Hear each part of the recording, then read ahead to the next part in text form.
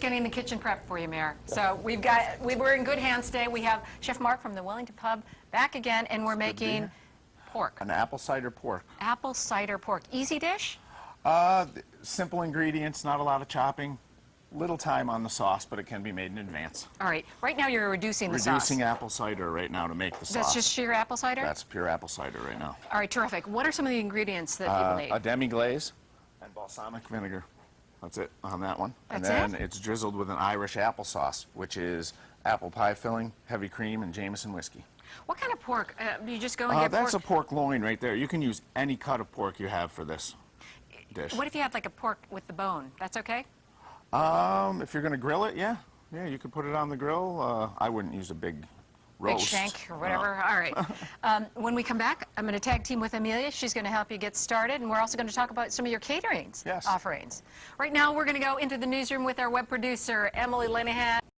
Welcome back. We're with Chef Mark from the Wellington Pub and the Mayor in the kitchen. We're continuing our apple cider pork and our Irish applesauce. Chef Mark, you're going to teach the Mayor how to make the Irish applesauce. Okay. All right. This is just a traditional Irish pie apple pie filling, which you can just dump right in there. Okay.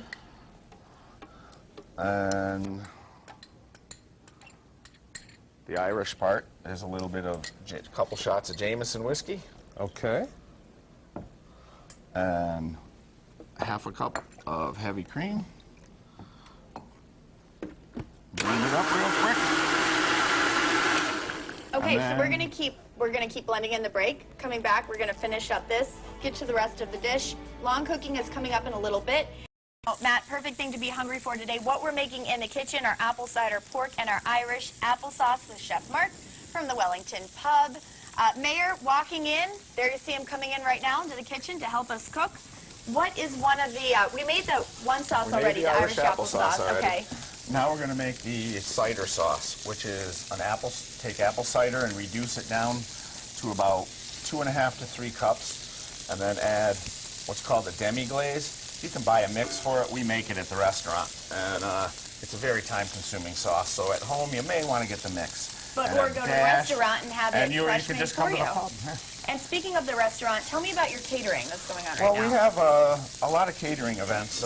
We can bring stuff to your place already cooked.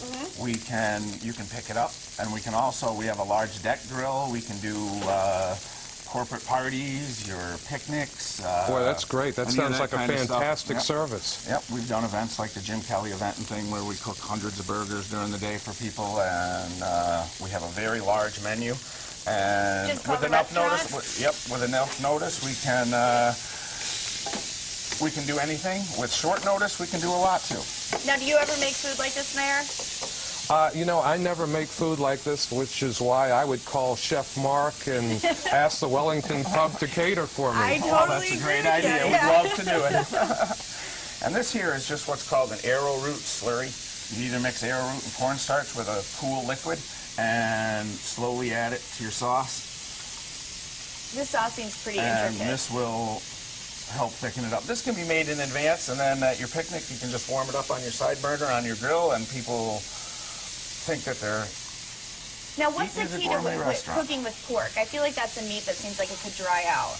Yes, it can, and a lot of people are afraid of undercooked pork, but you really nowadays can eat pork at a medium to medium well temperature without any problem. And speaking of overcooking, we're going to shut this off right now. And any catering needs that anybody has, we can fill them.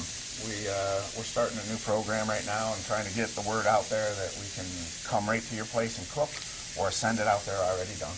What are some things that people could get catered? Well, anything that you've seen me do on the show, we can do.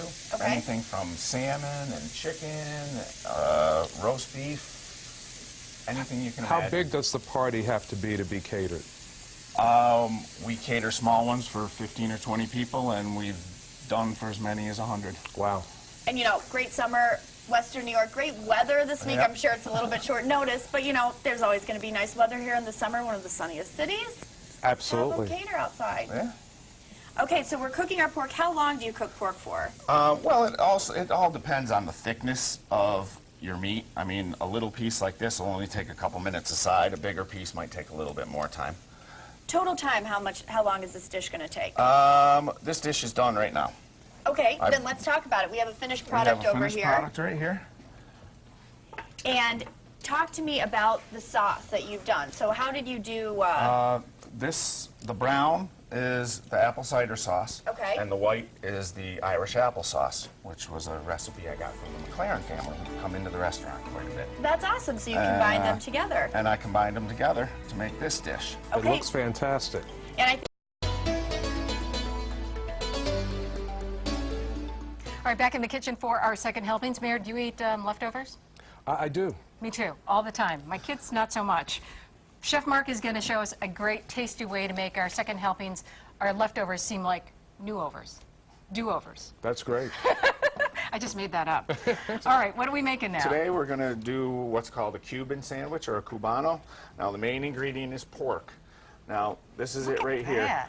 If you have leftover pork, you can gently pulse it in your food processor until it gets shredded, sort of like a pulled pork, and chop up some red onion.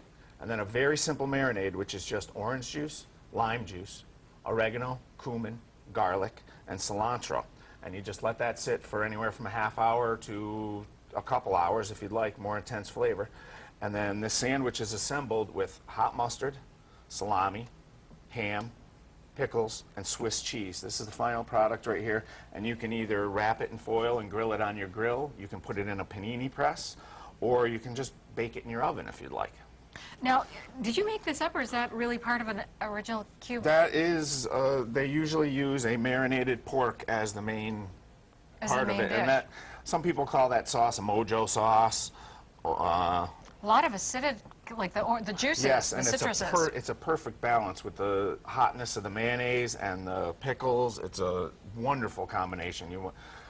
My family, some of them don't like salami, some of them don't like pickles, and this combination is just one of my favorite sandwiches ever. Victoria, listening to you and Chef Mark talk is making my mouth water. It looks great. Well, we can eat Would you like to take a bite? I would. We'll get you on live, cutting it. Take a big bite. Let's invite my co-hosts, our co-hosts, I should say. Yes. Mary, you have done such a wonderful job today. I was telling, I offered him $5 more than he makes. We're all fooling ourselves.